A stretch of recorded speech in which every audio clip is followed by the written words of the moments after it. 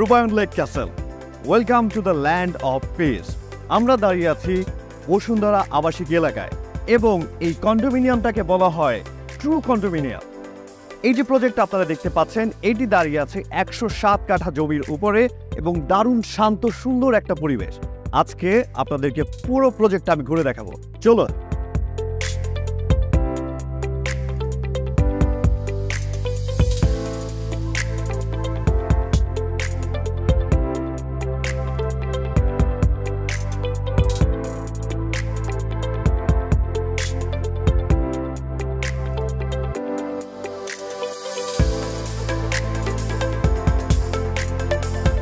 Lake ক্যাসেলে ঢুকলেই চোখে পড়বে সুসজ্জিত সুন্দর একটা লবি।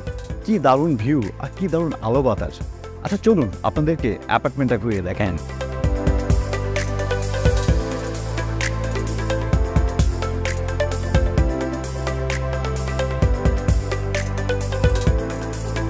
পাঁচটি রেসিডেন্সিয়াল বিল্ডিং ও একটি কমিউনিটি বিল্ডিং নিয়ে রূপায়ণ লেক ক্যাসেল। চলুন আমরা এই অ্যাপার্টমেন্টের ভেতরটা দেখে আসি।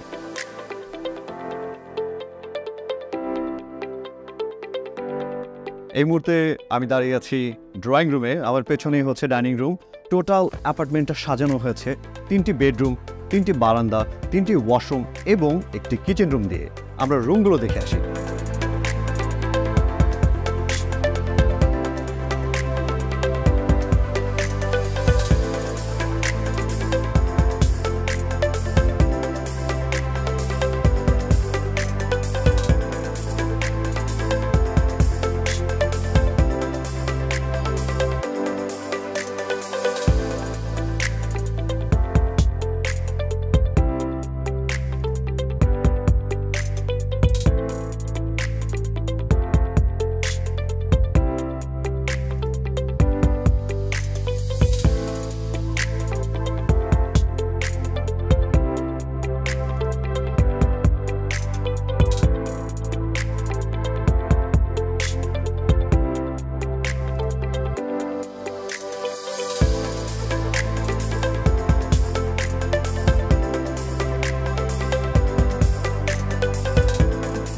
রূপায়ণ লেক ক্যাসেলের 5টি ভিন্ন সাইটে টোটাল 243টি কর্নার রয়েছে, যেগুলোর মিনিমাম স্কোয়ার ফিট হচ্ছে 1480 এবং ম্যাক্সিমাম স্কোয়ার ফিট হচ্ছে 3685।